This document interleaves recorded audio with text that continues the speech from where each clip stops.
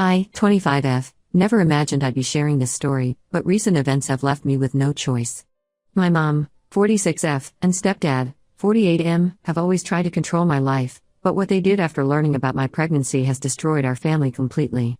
For context, my biological dad passed away from aggressive cancer when I was 3, and my mom married my stepdad when I was 6. I also have a half-sister Stacy, 15F, from their marriage. Growing up, the difference in how my stepdad treated me compared to Stacy was obvious to everyone except my mom. While he never hit me or yelled at me, his actions made it crystal clear that Stacy was his real daughter and was just some obligation he had to deal with. During school events, he would cheer and take photos when Stacy performed but would always be busy with his phone during my performances. For my high school graduation, he got Stacy a new iPhone so she could take pictures, but barely looked up from his newspaper when I got my diploma. My mom always defended him, saying I was imagining things and that he was doing his best to be a good father figure. After years of this treatment, I learned to accept that I would never be good enough for him and focused on building my own life. I met my boyfriend Mike, 27M, 3 years ago when my car broke down and I took it to his garage. He not only fixed my car but also made sure to explain everything he was doing so I wouldn't get overcharged at other places in the future. We started dating soon after, and he's been nothing but amazing and supportive. My family, especially my stepdad, never approved of Mike because he works as a mechanic and didn't go to college. They wanted me to date someone with a more prestigious job, constantly trying to set me up with sons of their friends who were doctors, lawyers, or businessmen. My mom would make snide comments about Mike's grease-stained work clothes and how I could do so much better with my accounting degree. I ignored all of this because Mike made me happy, and unlike them, he supported my dreams and choices. Last month, I discovered I was pregnant with twins. Mike was absolutely overjoyed at the news. We had been careful with protection, but sometimes these things happen. Instead of panicking, Mike immediately started researching about twin pregnancies and planning for our future. He had been saving money for an engagement ring, but when I told him about the pregnancy, he proposed to me right there in our apartment, saying the ring money would be better spent on preparing for our babies. This meant so much to me because it showed his priorities were in the right place. The real problems began when we decided to tell my family about the pregnancy and engagement. Mike wanted to be there with me, but I thought it would be better to tell them myself. My mom's first reaction wasn't to congratulate me, instead, she asked if I was keeping them, like my pregnancy was some kind of disease. When I confirmed that yes, I was keeping my babies, she completely lost it. She started crying hysterically about how I was throwing my life away and that Mike would never be able to support twins on a mechanic's salary. My stepdad's reaction was even worse. He called Mike an irresponsible lowlife and said that no real man would get a woman pregnant before marriage. He went on a rant about how mechanics were all dropouts who couldn't do better in life, completely ignoring that Mike owns his own garage and makes a decent living. The next day, things escalated beyond anything I could have imagined. My mom actually showed up at my workplace with Stacy in tow. I work as a junior accountant at one of the bigger firms in our city, and my mom created this huge scene in the lobby.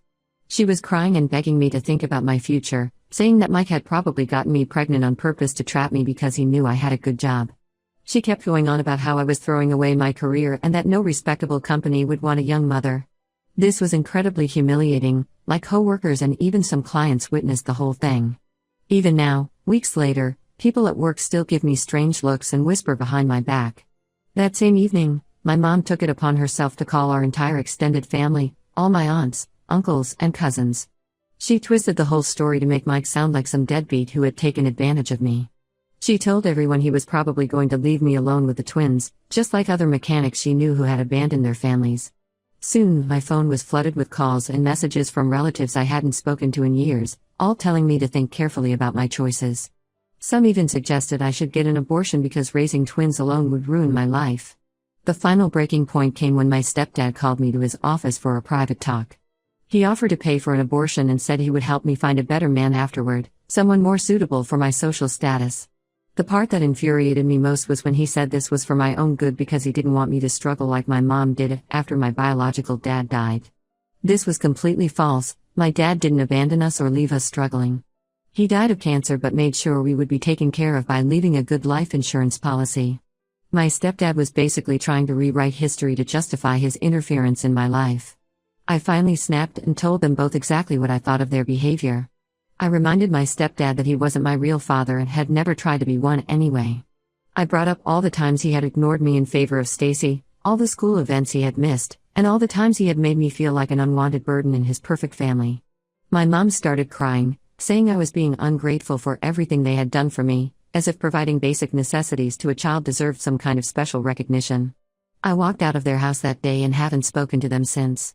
Stacy has been constantly texting me, saying I hurt mom and dad badly with my words, and that I need to apologize. Some extended family members think I overreacted and should give them time to accept the situation. But others, especially my dad's sister, have fully supported my decision and told me I did the right thing by standing up for myself and Mike. Mike and I are now living together in our apartment, preparing for our twins and planning a small wedding. Despite being sure about my decision, this whole situation has left me feeling hurt and betrayed. I always thought family would be there to support you during life's important moments, but instead, they're trying to control my choices and tear down the person I love most. The fact that they would go so far as to humiliate me at work and try to turn our entire family against us shows just how little they respect me as an adult capable of making my own decisions. Update 1: It's been 3 weeks since my last post, and I've discovered something that has completely changed my understanding of my family's behavior. Their reaction to my pregnancy wasn't just about Mike or his job, there was a much darker reason behind their attempts to control my life. Last weekend, my Aunt Julie, my dad's sister, drove 4 hours to visit me. She said she had been following my situation through other family members and needed to tell me something important in person. What she revealed left me speechless and shaking with anger. Before my dad died, knowing his cancer was terminal, he had set up an extensive trust fund for me. The conditions of the trust were specific: I would gain access to it either when I turned 26 or when I started a family, whichever came first. My mom and stepdad were appointed as trustees until either condition was met. The trust fund wasn't just money in a bank account, it included properties that my dad had inherited from his parents, and various investments he had made. My aunt showed me all the legal documents she had kept copies of. The trust fund is currently worth around $800,000, plus 2 rental properties in the downtown area that generate substantial monthly income. My dad had carefully planned everything to ensure I would be financially secure, but my mom and stepdad had kept this hidden from me my entire life. According to the documents, the rental income was supposed to be reinvested into the trust fund, but my aunt suspects they'd been using it for themselves. This revelation explains so many things about their behavior over the years. Their constant interference in my relationships, their push for me to focus on my career instead of dating, their extreme reaction to my pregnancy, it was all about maintaining control over the trust fund. They knew that once I had the babies, they would lose their position as trustees and have to hand over control of everything to me. With shaking hands, I called my mom to confront her about this. At first, she tried to deny everything, but when I mentioned the specific details from the documents, she broke down and admitted it all. Her explanation was that they were trying to protect me, claiming I wasn't mature enough to handle such a large inheritance. But then, in the same breath, she had the nerve to suggest that Mike might have somehow found out about the trust fund and deliberately gotten me pregnant to get access to the money. This accusation made me physically sick. I started thinking back to all the times they had interfered with my relationships. Every time I dated someone they considered beneath their social status, they would find ways to sabotage the relationship. They always pushed me toward wealthy men from their social circle, claiming they just wanted the best for me. Now I understand, they were afraid of losing control over the money if I started a family with someone they couldn't manipulate. Even their aggressive push for me to get an abortion makes more sense now. They weren't concerned about my future or the babies, they were desperately trying to prevent me from meeting one of the trust fund conditions. If I had the abortion and stayed single, they would maintain control until I turned 26, giving them another year to figure out how to keep their hands on the money. I immediately contacted a lawyer specializing in trust fund cases.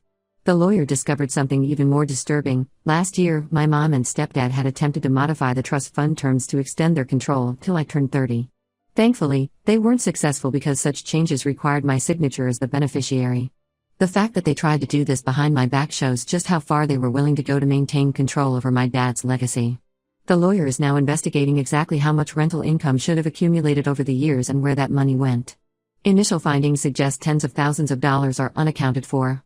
We're also looking into whether they made any other attempts to modify the trust fund terms without my knowledge. Stacy called me yesterday, crying hysterically.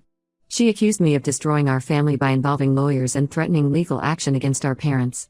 I tried to explain to her that our parents had been lying to all of us for years, that they had hidden my dad's final gift to me and potentially misused funds that were meant for my future. But at 15, she can't understand the magnitude of their betrayal. To her, I'm just being greedy and causing problems. Mike has been incredibly supportive through all of this, which makes their accusations about him even more hurtful.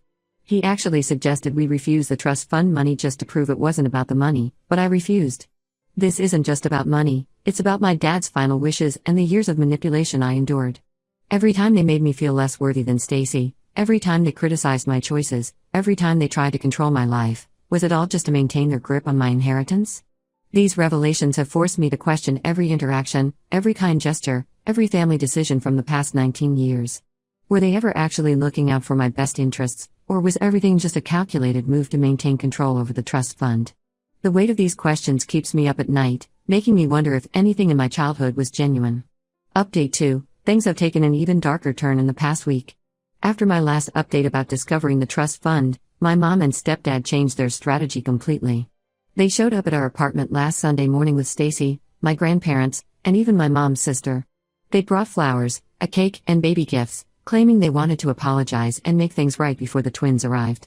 The visit started off surprisingly well. My mom was crying, saying she had spent sleepless nights thinking about how wrong they had been to hide the trust fund from me.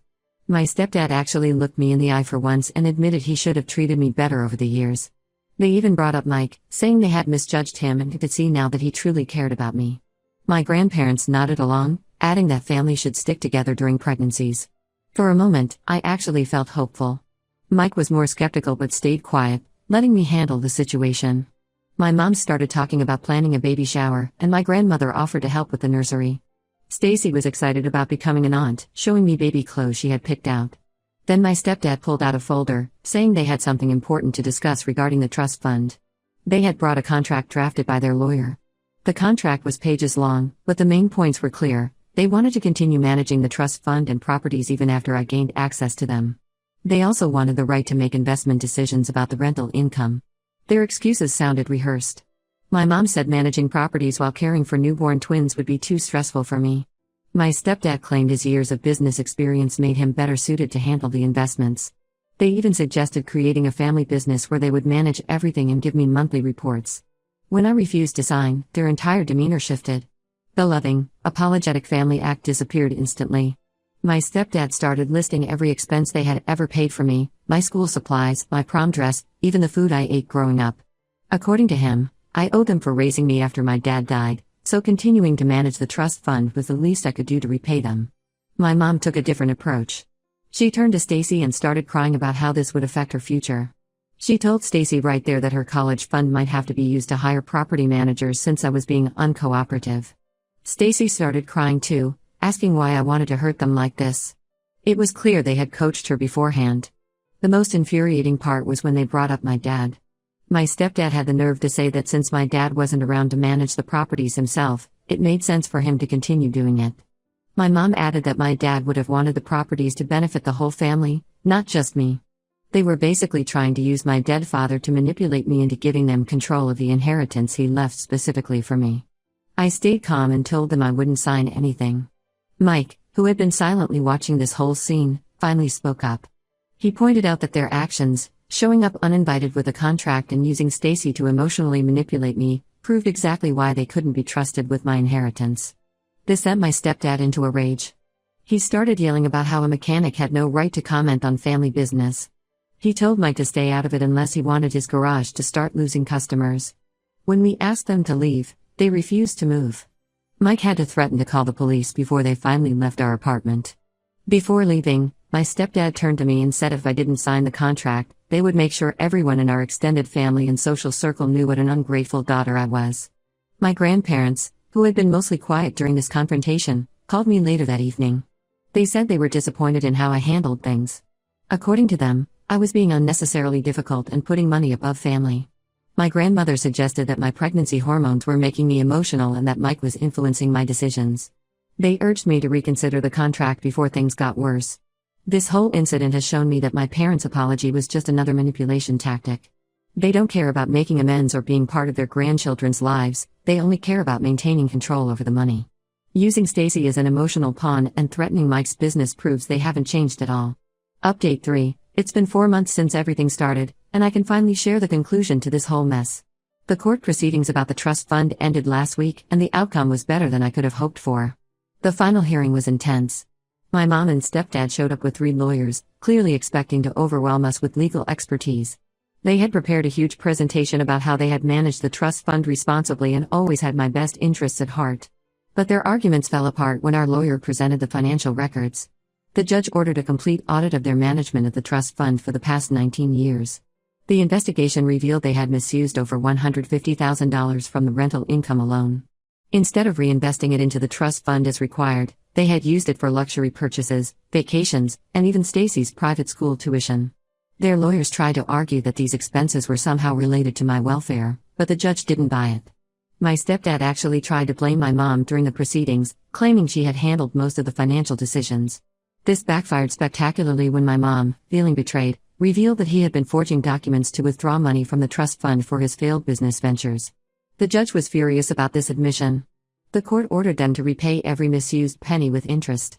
My stepdad is also facing potential criminal charges for financial misconduct and document forgery. Their lawyers immediately tried to negotiate a payment plan, but given the amount involved, they'll probably have to sell their vacation home to cover it. The most unexpected outcome was Stacy's reaction to all this. She sat through the final hearing and heard all the evidence. Watching our parents turn on each other in court and seeing the documented proof of their lies finally opened her eyes. She came to my apartment afterward, crying and apologizing for not believing me earlier. She admitted that our parents had been using her to manipulate me emotionally, telling her what to say and how to act to make me feel guilty. My mom made one last desperate attempt to reach me through my workplace. She somehow got past the front desk and tried to create another scene, claiming she was having a medical emergency and needed to see me immediately. My boss, who now knows the whole situation, had security escort her out. She's been banned from the building, and my company's legal team has warned her about harassment. My stepdad still sends threatening messages occasionally through different numbers, saying this isn't over and that I'll regret choosing money over family. Our lawyer is documenting everything for a potential harassment case. We've also installed security cameras around our new house just to be safe. Mike and I are now focusing on preparing for our twins, who are due in 3 months. We've used some of the trust fund money to buy a small house in a nice neighborhood, and Mike has expanded his auto repair business by hiring 2 more mechanics. The rental properties from my dad's trust fund are now being properly managed by a professional company, and the income is finally being used as my dad intended. My Aunt Julie has been incredible through all of this. She's helping us prepare the nursery and sharing stories about my dad, telling me how proud he would be of how I stood up for myself. She also revealed that my dad had specifically considered adding my mom and stepdad as trustees only temporarily, but his declining health forced him to make quick decisions. I've decided to go completely no contact with my mom and stepdad. Some extended family members, especially my grandparents, still think I'm being too harsh and that family should forgive each other. But I can't risk having such toxic, manipulative people around my children. The trust fund drama showed their true colors. They were willing to steal from their own grandchildren's inheritance and use their daughter as an emotional pawn. I won't let them manipulate my kids the way they manipulated me. Stacy is the only one I'm maintaining limited contact with. She's still young and was as much a victim of their manipulation as I was. We've agreed to meet occasionally for lunch, but only when our parents aren't around. She understands why I need this boundary and has promised to respect it.